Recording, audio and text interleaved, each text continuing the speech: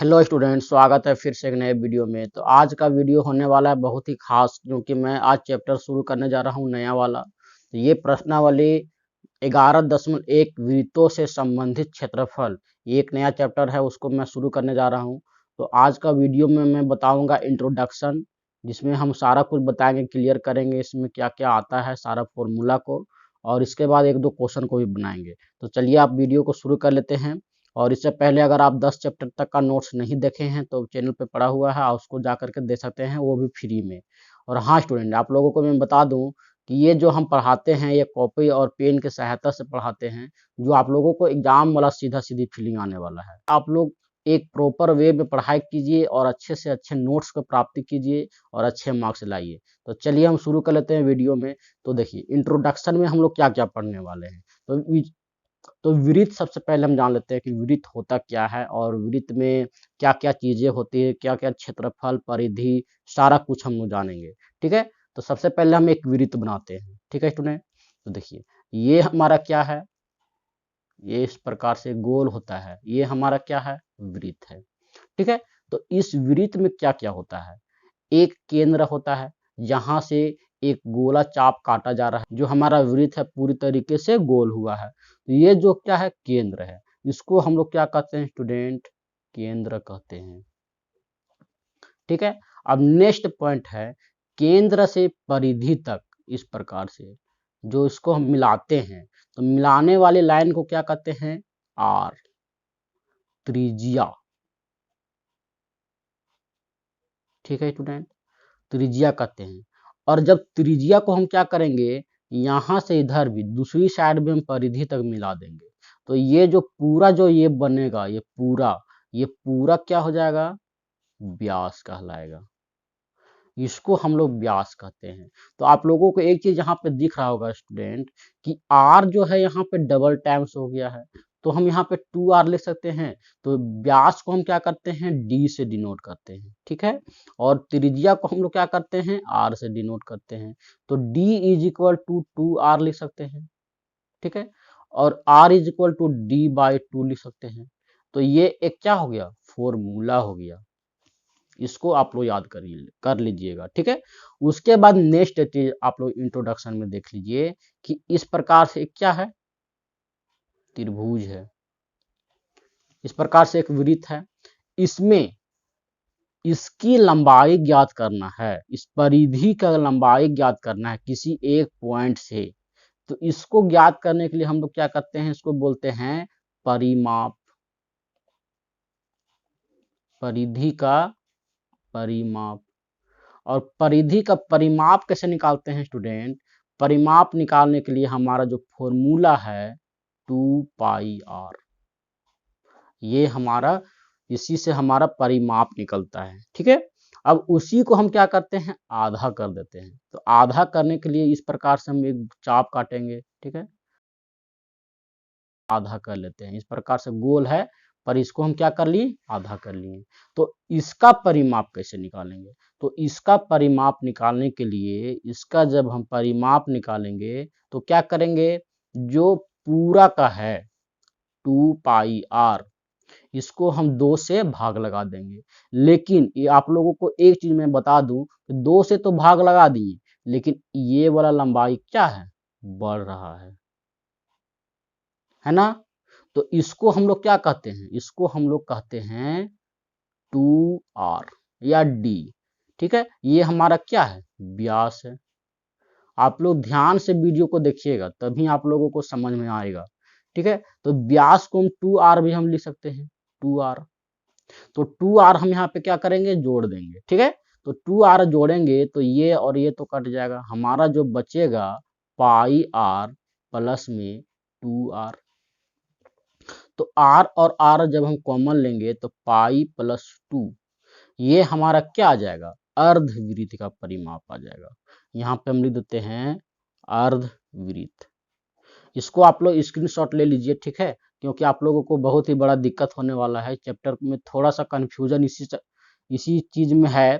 तो आप लोग इसको आप स्क्रीनशॉट ले लीजिए। उसके बाद आप लोग यहाँ पे एक और चीज देख लीजिए, ध्यान से देखिएगा वीडियो को। तो यहाँ पे हम फिर से क्या करते हैं, वृत्त बना लेते हैं। ये क्या है स्टूडेंट? वृत्त है। और वृत्त में एक पॉइंट से चारों तरफ का जो है एंगल जो बनता है ये हमारा 360 डिग्री का बनता है। ठीक है, आप लोगों को नॉलेज होगा। और इसमें हम किसी भी प्रकार से हम एक त्रिज्या खींच देते हैं। ठीक है, त्रिज्या खींच देते हैं तो ये जो एंगल जो बनेगा इसको हम लोग थीटा से डिनोट करते हैं। तो यहाँ पे जो है, यहाँ पे हम क्या लिख सकते हैं? वृत्त का कोण को हम लोग थीटा से क्या करते हैं? डिनोट करते हैं। और इसका जो मान होगा वो 360 माइनस थीटा होगा। ठीक है, इसका मान हम कैसे निकालेंगे? 360 में हम थीटा घटा देंगे, इसका मान 60 डिग्री, 80 डिग्री, 90 डिग्री कुछ भी हो सकता है। तो ये वाला जो भाग है इसको हम लोग क्या कहते हैं? तो इसको आप लोग यहाँ पे समझ लीजिए। देखिए, इसको हम क्या कहते हैं? लघु त्रिज्या का खंड कहते हैं, त्रिज्या खंड।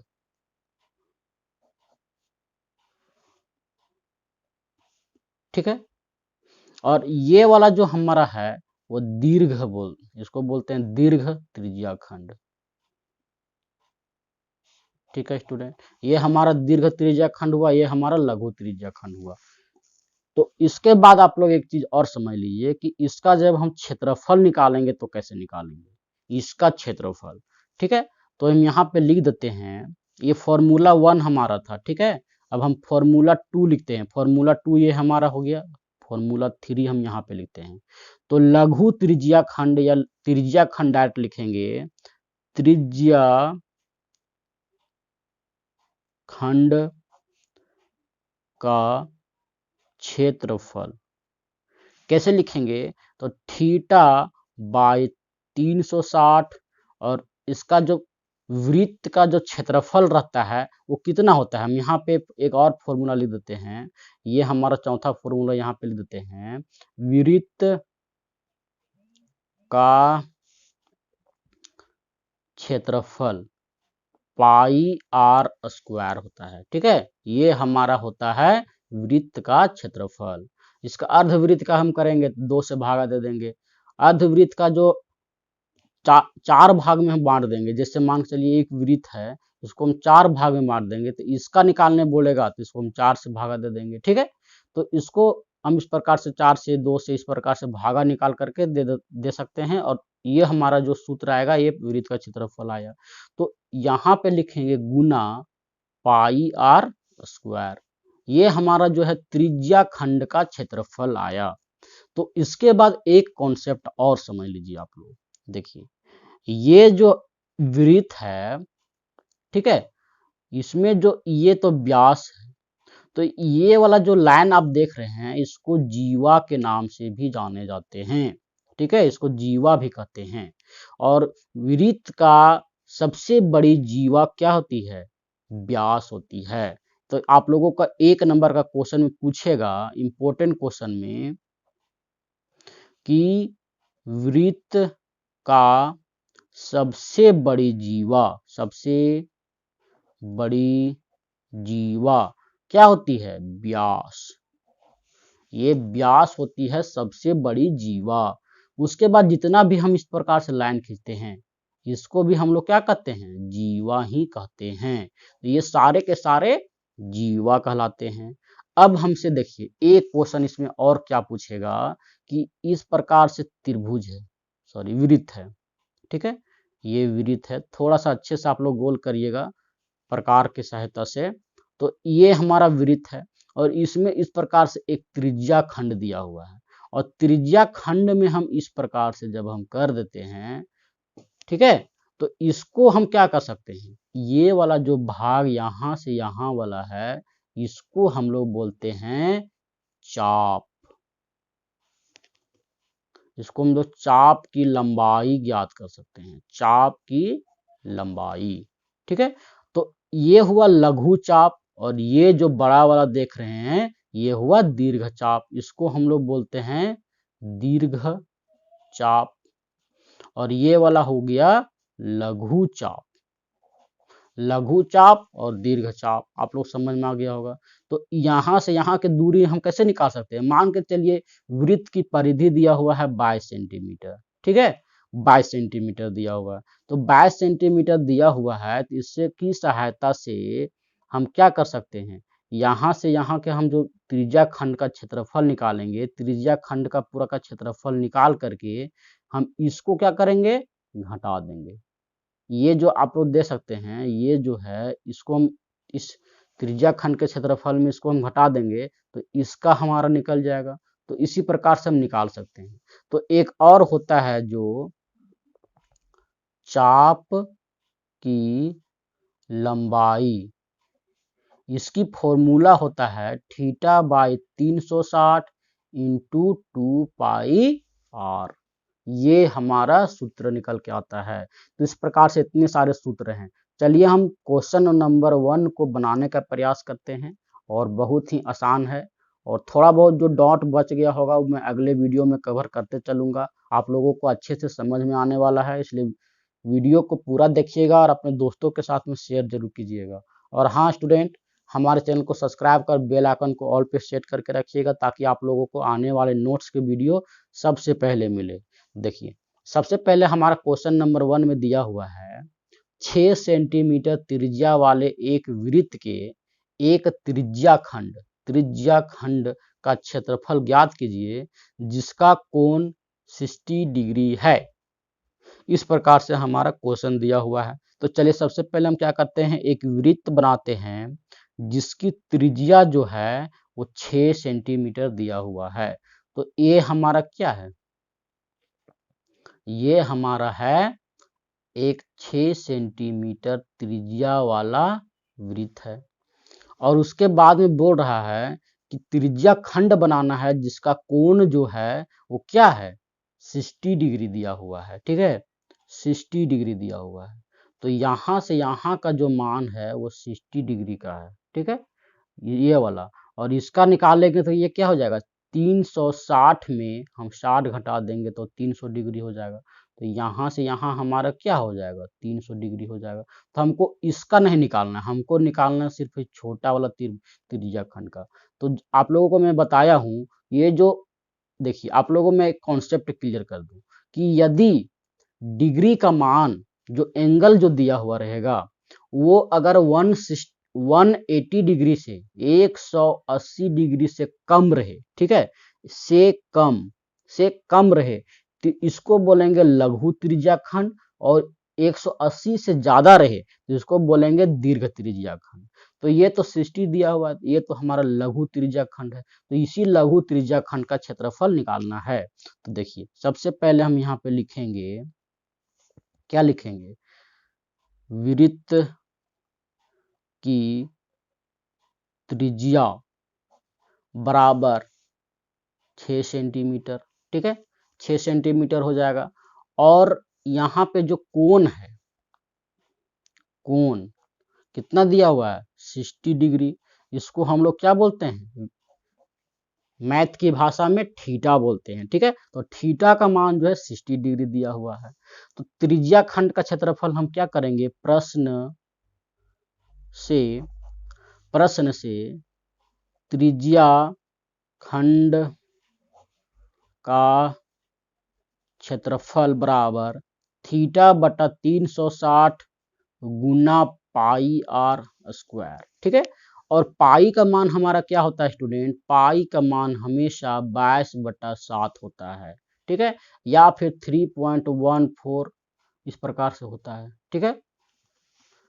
ये आप लोगों को यहाँ पे समझ में आ रहा होगा, इसको भी आप स्क्रीनशॉट मार लीजिए, ठीक है। तो जब तक कहा ना जाए हमको हमेशा 22/7 ही लेना रहता है। अगर आपको ऊपर में इंट्रैक्शन में कुछ भी नहीं लिखा हुआ है तो आप 22/7 पाई का मान लेंगे, ठीक है। तो 22/7 हमारा हो गया। अब हम यहाँ पे वैल्यू को पुट करते हैं। थीटा का वैल्यू हमारा है 60 डिग्री, 360 डिग्री गुना 22/7 डिग्री, और आर हमारा है 6 गुना 6, ठीक है। 0 से 0 कैंसिल, 6 से 6 36 कैंसिल, 6 से ये 6 खत्म, ठीक है। अब हमारा कितना बचेगा? 22 गुना में 6, ऊपर ऊपर गुना करेंगे बटा में 7। चलिए हम यहाँ पे अब क्या कर लेते हैं, इसको गुना कर लेते हैं। तो इसको गुना करेंगे कितना आएगा स्टूडेंट, 6 दूना का 12, 6 दूना 12 और 1 13 बटा 7। तो हमारा जो मान दिया हुआ सेंटीमीटर में दिया हुआ तो सेंटीमीटर निकाल देंगे, और क्षेत्रफल के लिए हम लोग स्क्वायर बैठाते हैं, घन के लिए हम लोग क्यूब बैठाते हैं। इस प्रकार से आप लोगों को पता होगा थोड़ा बहुत, ठीक है। और नहीं पता तो आप लोग यहाँ पे देख लीजिए। तो ये हमारा जो 132/7 सेंटीमीटर स्क्वायर, यही हमारा क्या हो जाएगा, आंसर हो जाएगा। अब इसी प्रकार से हम दूसरा क्वेश्चन को भी बनाने का प्रयास करते हैं। दूसरा क्वेश्चन जो है वो थोड़ा सा अलग है, तो उसको भी हम लोग बनाने का प्रयास करते हैं। उसके बाद का क्वेश्चन हम अगला वीडियो में बनाएंगे। देखिए दूसरा क्वेश्चन में लिखा हुआ है, एक वृत्त के चतुर्थांश का क्षेत्रफल ज्ञात कीजिए जिसकी परिधि 22 सेंटीमीटर है। परिधि हमारा 22 सेंटीमीटर दिया हुआ है, और इसमें कोण वगैरह कुछ भी नहीं दिया हुआ है। चतुर्थांश का क्षेत्रफल हम लोगों को ज्ञात करना है, और ये क्वेश्चन इंपॉर्टेंट भी क्वेश्चन है एग्जाम के दृष्टिकोण से, इसलिए आप लोग ध्यान से देखिए। सबसे पहले हम क्या करते हैं, एक वृत्त बनाते हैं। देखिए एक वृत्त बनाते हैं और कोई भी एक बिंदु ले लेते हैं। मान के चलिए हम बिंदु ए ले लेते हैं, और यहाँ से यहाँ तक पूरा घूम के आने में ये जो हमारा परिधि आया, परिधि ये हमारा 22 सेंटीमीटर दिया हुआ है, ठीक है। आप लोगों को डॉट नहीं हो रहा होगा। अब यहाँ से हम क्या करते हैं, सबसे पहले हम क्या करेंगे, परिधि की सहायता से हम त्रिज्या निकालेंगे। वृत्त का पहले हम त्रिज्या निकालते हैं। और देखिए सबसे पहले हम तो यहाँ पे लिखा हुआ चतुर्थांश, तो हम वृत्त को 4 भागों में बांट देते हैं, ठीक है। 4 भागों में बांट देते हैं इस प्रकार से, ठीक है। 4 भागों में इसको क्या कर दिए, समझिए ये रोटी है, इसको हम 4 भागों में बांट दिए। देखिए यहाँ से यहाँ का डिग्री जो टोटल दिया हुआ है वो 360 डिग्री है। इसको हम 4 भागों में बांटेंगे तो कितना हो जाएगा, 12 4 9 36 90 डिग्री। तो एक जो हमारा एंगल आ रहा है वो 90 डिग्री का आ रहा है। तो किसी भी एक त्रिज्या खंड का क्षेत्रफल क्या करेंगे, निकाल लेंगे। इसी को हम फाइंड आउट कर लेते हैं। इसको हम छोड़ देंगे, इसको निकाल लेते हैं। आप किसी का भी निकालिएगा सेम आंसर आएगा, ठीक है। तो सबसे पहले हम सॉल्यूशन में क्या लिखेंगे, सॉल्यूशन। तो हम लोग सबसे पहले क्या करते हैं, लिखते हैं वृत्त की परिधि बराबर 22 सेंटीमीटर, ठीक है। और वृत्त के परिधि हमारा जो फॉर्मूला होता है 2πr होता है, और 22 सेंटीमीटर है, ठीक है।